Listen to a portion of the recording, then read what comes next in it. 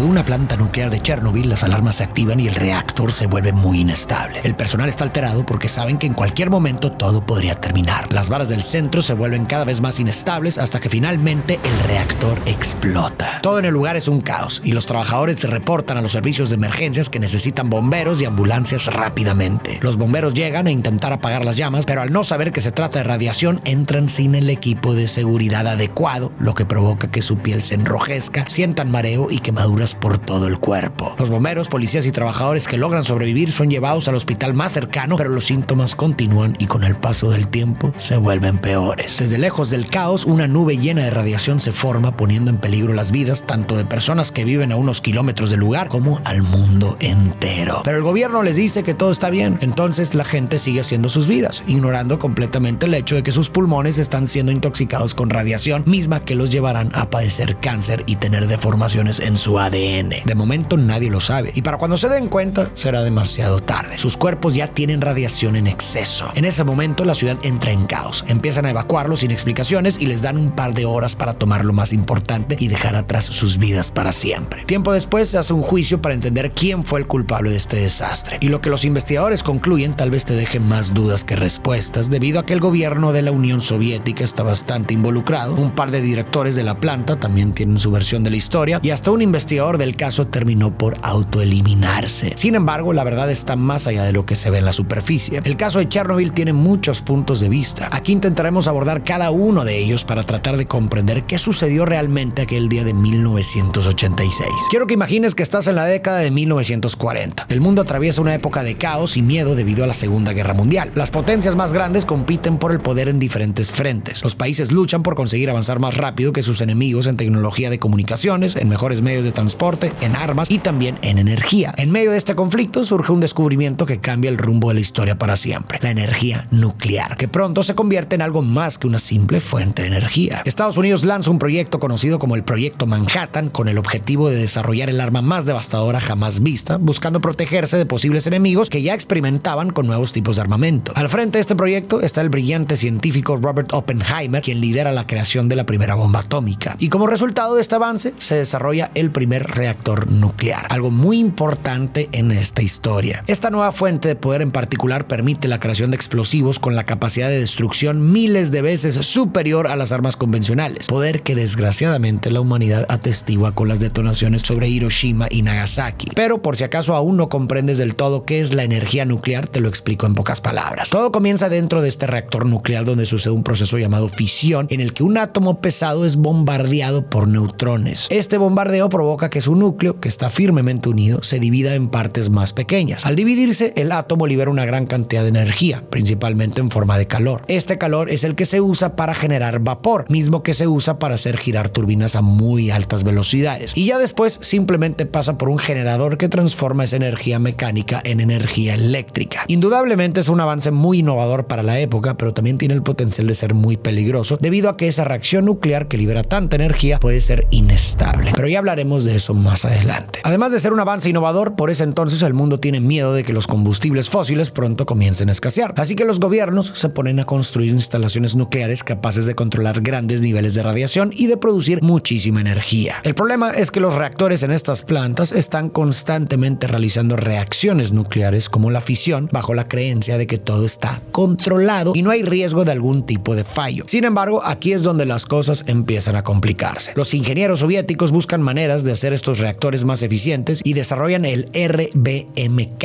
un modelo con mayor potencia que en este momento parece un gran avance tecnológico, aunque, como ya veremos, este será uno de los mayores desastres nucleares de la historia. Ahora, con todo esto en mente, nos trasladamos a 1972, cuando comienza la construcción de la central nuclear de Chernobyl, bajo la dirección de este hombre que ves aquí, Víctor Bryukhanov. Necesito que recuerdes su nombre, porque puede que sea uno de nuestros primeros sospechosos para el desastre. Inicialmente, la planta se conocía como Central Térmica Nuclear Memorial Vladimir Ilich Lenin, pero con el tiempo se hizo más conocida como la central de Chernobyl por su proximidad a esa pequeña ciudad. Este proyecto será bastante grande y para poder manejar una planta tan compleja, el gobierno decide construir una ciudad entera muy cerca de la planta para albergar a las personas que trabajarán ahí y a sus familias. Este lugar es bautizado como Pripyat. Aunque pequeña, esta se planea con cuidado y pensando en el bienestar de los trabajadores. Aquí hacen edificios residenciales, parques, centros culturales, escuelas y hasta una cárcel. Una pequeña sociedad cuya economía gira en torno a la planta nuclear. A partir de aquí necesito que prestes mucha atención porque lo que viene nos ayudará a entender qué lado pudo haber sido el responsable del desastre. Hasta ahora, tanto el gobierno como los expertos están convencidos de que es imposible que todo se descontrole, ya que el reactor cuenta con un sistema de enfriamiento diseñado para evitar el sobrecalentamiento. Para que lo entiendas mejor, este sistema utiliza agua fría para evitar que el calor generado por el reactor sea tan alto que derrita unas largas barras de boro, las cuales son las encargadas de mantener todo bajo control. Sin este sistema de enfriamiento, el reactor estaría expuesto a un peligro inminente. Esto es importante porque debido a esa mínima posibilidad de riesgo y al aumento en la creación de plantas nucleares, al gobierno le entra el miedo de que un desastre ocurra. Tratando de prevenir esto, ordena pruebas de seguridad en todas las plantas del país. La prueba de seguridad simula que la electricidad se pierde, algo así como un apagón repentino. Lo que busca averiguar esta simulación es si las turbinas, aún y después de haber perdido esa potencia, pueden generar suficiente energía para mantener en funcionamiento las bombas de refrigeración hasta que se activen los generadores de emergencia. Ahora que tienes toda esta información, comencemos con la crónica del desastre. Pasan 10 años desde la construcción de la planta de Chernobyl y todo había funcionado con normalidad, pero una madrugada de abril todo esto cambia. Específicamente en el reactor 4 se lleva a cabo una de las pruebas de seguridad que mencioné antes. Sin embargo, esta vez nada sale como esperaban. Como parte de la prueba, los operadores deben reducir la potencia del reactor de 1600 a 700 megavatios, un proceso delicado que si el reactor no está en buenas condiciones, activa automáticamente los sistemas de seguridad, interrumpiendo la prueba. El problema surge cuando, debido a la urgencia de completar la prueba y enviar los resultados al gobierno, el jefe de operaciones, Anatoly Dyatlov, decide asumir un gran riesgo. En lugar de permitir que los sistemas de seguridad actúen, los apaga, incluidos los de regulación de potencia y refrigeración, que serían cruciales para contener el reactor en caso de una emergencia. A medida que avanza la prueba del reactor, muchas advertencias y señales de peligro surgen, pero el jefe lo desestima y minimiza con tal de llevar hasta el final la prueba. Y para empeorar la situación, el jefe de control omite un paso clave en el protocolo, lo que provoca que los niveles de energía caigan drásticamente por debajo de lo permitido y lo seguro. Esta combinación de errores hace que la prueba, ya de por sí riesgosa, se vuelva extremadamente peligrosa, acercando el reactor a una situación crítica. Después de esto, y en un intento desesperado por revertir la situación, el equipo de ingenieros comienzan a retirar las barras de control manualmente para así aumentar y recuperar la potencia perdida. Con esto creen que han logrado estabilizar la situación, aunque en realidad están muy equivocados. El reactor cuenta con 211 barras de control y las normas de seguridad exigen que al menos 30 permanezcan insertadas, pero en este caso solo dejan